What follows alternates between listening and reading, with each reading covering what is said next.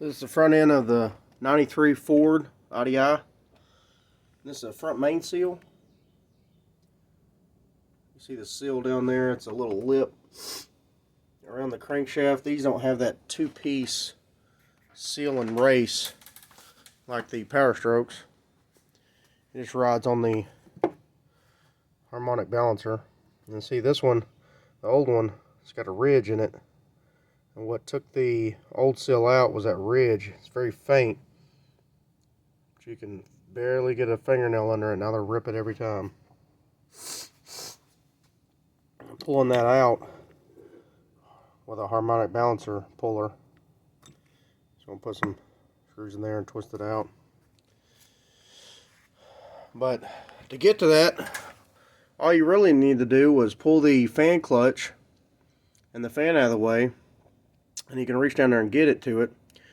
But in this case, I couldn't get the fan nut off, so I just pulled the water pump off with it and took the radiator out, and it slips right out. And it gives you a lot more room down there anyway to get that seal out and put the new one in.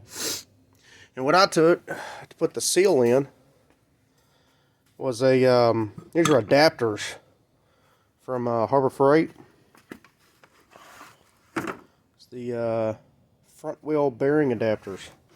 So when you're pressing in front bearings in your truck, that's what that kit's for. But I've used it in multiple different cases of pushing in seals and stuff like that. They make a tool. That's, of course, they make a tool. It's always $100 for the tool every time. So all you want to do is get it flush, almost flush with the seal, the cover here. You just want to get it just flush, just a little bit before flush.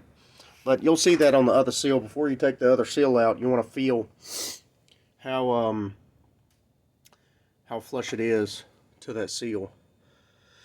But that's what this customer's problem was.